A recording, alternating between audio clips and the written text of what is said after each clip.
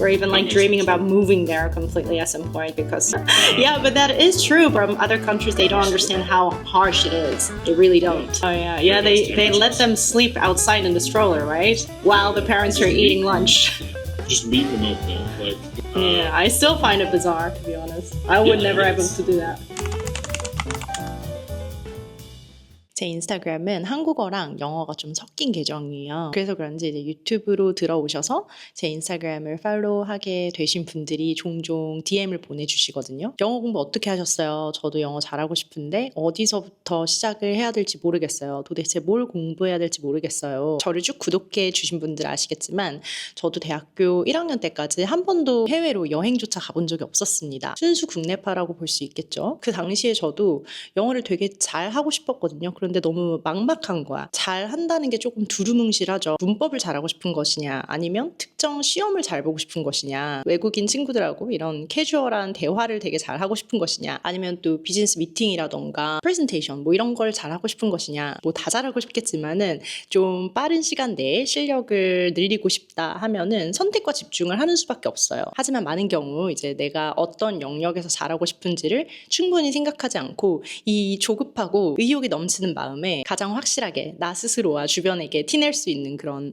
학원을 간다던가 시험 준비를 한다던가 이런 쪽으로 빠져버리게 되는 게 일반적인 것 같습니다. 그런데 여러분 굉장히 고루하게 들릴 수 있는 이야기지만 내가 어떤 영역에서 능력을 기르고 싶다 하시면 내가 거기에서 구체적으로 뭘 성취하고 싶은지 좀 명확한 목표가 먼저 필요해요. 그냥 잘 하고 싶다 이런 막연함은 좀 공부하는데 오히려 걸림돌이 될 수 있는 좀 길을 더 못 찾게 만드는 그런 요소가 되는 것 같습니다. 예를 들어서 내가 문법을 잘하고 싶으면 성문 기초 영어 뭐 이런 책을 봐야겠죠. 아직도 이 책 보시는 분들이 많으신지는 잘 모르겠지만 그런 문법을 위주로 다른 책을 봐야겠죠. 아니면 내가 원서를 되게 술술술술 멋있게 읽고 싶어. 내가 진짜 읽고 싶은 책이 하나 있는데 그게 아직 한국어 번역본으로 안 나온 거예요. 그래서 이걸 원서로 읽고 싶은 거야. 원서로 책을 읽을 수 있는 수준에 빨리 도달하기 위해서는 내 수준에 맞는 책을 골라서 책을 읽는 연습을 계속해서 해야겠죠. 아니면 내가 말을 되게 유창하게 잘하고 싶다. 그러면 책 읽거나 문법 공부하거나 이런 게 문제가 아니라 당장 말하는 연습을 먼저 시작을 하셔야 돼요. 내가 어떤 점을 성취하고 싶은가 그 목표에 따라서 공부 방향 설정도 굉장히 달라지는 거예요. 따라서 이제 왜 영어를 잘하고 싶냐, 영어에서 도대체 뭘 잘하고 싶냐, 목표를 세우고 방향을 찾는 게 중요하다. 이게 영어를 공부할 때 가장 먼저 생각해 봐야 하는 문제 같고요. 그리고 또 제 경험으로 비추어 봤을 때 영어가 내 마음처럼 빨리 안 느는 이유에는 틀리는 거에 대한 두려움. 왜 영어로 이렇게 얘기를 하는데 외국인들만 있으면은 오히려 뭐 말이 잘 나와. 그리고 특히나 영미권에서 온 영어를 마더텅으로 쓰는 친구들이 없을 때 오히려 막 자신감이 충만하고 말이 술술 나오는 것 같아.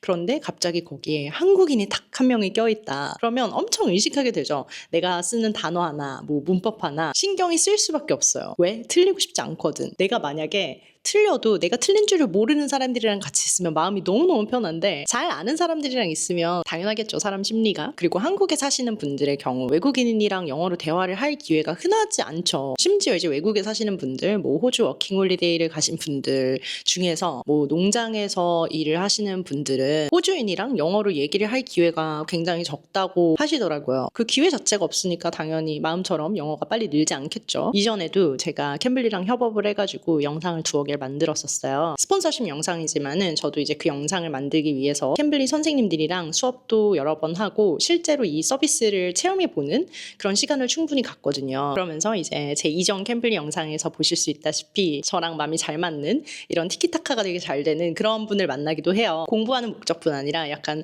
친구 사귀면서 입 털면서 좀 뭔가 릴렉스할 수 있는 그런 개인적으로도 굉장히 재밌는 시간이었거든요. 그런데 이번에는 캠블리가 프로 서비스를 출시를 했다고 해요. 단순히 회화만 하는 게 아니라 제가 앞서서 말씀드렸던 내가 영어를 왜 공부하는지, 뭘 공부하고 싶은지 이런 목표를 함께 세울 수도 있고 선생님의 가이드 하에 이제 실시간으로 피드백도 받으면서 자기주도 학습 팁까지 받을 수 있는 그런 서비스라고 합니다. 저는 이제 영어로 제 의사 전달을 하고 소통하는데 뭐 어려움을 느끼지 않는 편이지만은 그래도 영어 고민은 항상 있어요. 내가 조금 더 개선하고 발전시켜 나가고 싶다는 부분이 있거든요. 예를 들어서 제가 타밀피고 본사에 다닐 때는 뭔가 비즈니스 프레젠테이션을 하는 거라던가 설득하는 말하기 기술 뭐 이런 거에 관심이 되게 많았어요. 그런데 그때는 제가 캠블리를 모르는 상황이었고 뭐 딱히 연습할 수 있는 방법도 마땅치 않아가지고 혼자서 그냥 집에서 혼잣말 하듯이 여러 번 연습을 했었거든요. 그런데 당연히 프레젠테이션은 그렇게 할 수 있지만 설득의 기술을 나 혼자서 연습을 한다?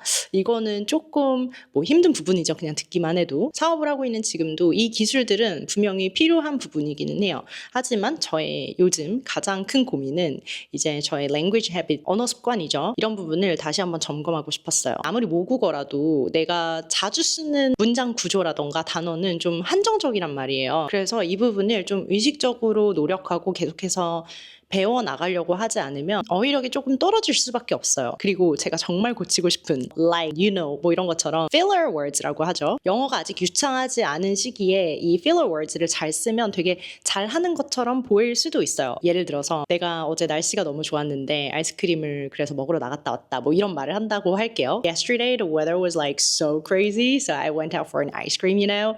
이런 식으로 되게 잘하는 것처럼 사용을 할 수 있지만 이런 filler words를 많이 쓰면 쓸수록 사람이 약간 깊이가 없어 보인다고 해야 하나? 이게 저희 좀 고민거리였어요. 이런 filler words를 줄이고 대신 좀 단어를 풍부하게 사용을 하면서 좀 더 똑부러지는 그런 말하기 스킬을 키우고 싶다. 이게 바로 제가 개선하고 싶고 더 잘하고 싶고 그런 부분이거든요. 캠블리 프로를 통해서 어떤 가이던스를 받을 수 있을지 제가 직접 수업을 들어봤는데요. I want to get rid of the filler words. I use it a lot. I'm not sure if you already noticed it. But yeah, like, you know, or like those kind of stuff is just like so much. Also, I want to talk in a more like structured way. If I'm talking about the subject that I never really thought about before, then I really kind of just yupping the whole time, not really like having any structure. So after the conversation, I feel like, oh my God, like what was the fucking point, you know, that I was trying to make? That's a big thing. I'm also guilty of. I actually teach filler to students.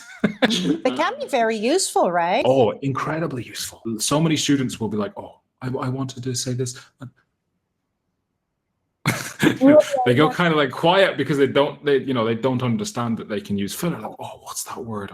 What's that thing I was wanted to talk about? That kind of filler is vital for conversation. And unless you're if you're a professor or a doctor, different nations have their own filler as well. Americans, for example, use, like. The Kardashians. Exactly. We can blame American pop culture for many, many things. I think I use all the time. I didn't even realize it until one of my students. What kind of things do you do daily to keep track of your health and fitness? So I do 3 things actually in rotation. Try to track my hormonal cycle. So when it's like super high, then I go for a run usually, and then a cold shower. On the weekends, I usually do yoga. So I go for Ashtanga. Maybe you heard of that. It's quite like dynamic, very hardcore. There's a lot of like male yogis as well because of that character. I do reformers Pilates as well in between, like once a week or so. So I do quite a lot of workouts actually. And that's also the part of the culture in Amsterdam. I never worked out before I moved to Amsterdam. Back in Korea, never. Do you see like large benefits, since you adapted to like Dutch culture, like in your health and fitness? I do feel healthier and way stronger. Korean culture, I don't know how much you know, but like sporty girls are not very feminine, like they're considered in that way. In here, like fit girls are like high value girls as well. It's not really like per se about how other people will think of me, but because of the whole culture and trend, I was like going classes with my friends, and then I felt like health benefits, feel stronger and good about myself. Then I was like, keep on doing it. Now I'm doing it all by myself as well. I think it's a good change. If we're looking at that from purely like language perspective, the one improvement I might make would be sort of ask like, why cold showers? The fact that it wakes you up if you take them in the morning, all of those kind of things. So it's just details. It's so hard to correct someone like you because you do speak like a native. This is the same with Dutch people as well. Differentiating between a Dutch person and an English person, aside from the accent, is incredibly difficult because they do just speak perfect English. I think that English Yeah, they proficiency is are like good in English, yeah. 94%, I think, as a country. It's incredible. You can speak to a 60-year-old Dutch person, they'll speak perfect English. That is so true. That's why I'm not learning Dutch still. The teacher is there as a guide, right? Like They can't impart their knowledge to you. You have to study. And if you're making mistakes, and this is one thing I do highlight with grammar, I do ignore a lot because I believe that, you know, the way I learned language, fluency is king. And if you're just constantly interjecting, it's like, how do you build fluency? So like little things like that. And with regards to intonation as well, different countries have got different rules, like Chinese people, because they have tones in their language, it can mess with their intonation. Brazilian people have very, very large problems sort of ending their sentences with a consonant. 캠블리 프로는 지금 출시 특가로 89,900원에 구독을 하실 수 있고요. 처음 구독하시면 나랑 이제 맞는 선생님들을 찾아볼 수 있도록 보너스 수업도 4개가 제공이 된다고 합니다. 이외에 자세한 내용하고 할인 코드랑 링크 같은 거는 제가 더보기란에 넣어두도록 하겠습니다. 그냥 영어를 잘 하고 싶다라는 그런 막연함에서 좀 벗어나서 구체적으로 목표를 세우고 나의 현재 수준은 어느 정도인지 또 나에게 맞는 학습 방향과 속도는 어떻게 되는지 이제 선생님이 가까이서 지도해 주시고 도와주는 그런 경험을 꼭 하시고, 아직 5월이니까 올해 안에 내가 원하는 수준까지 도달할 수 있는 그런 성취감 있는 한 해를 보내셨으면 좋겠습니다. 그러면 저는 또 다른 영상으로 돌아올게요.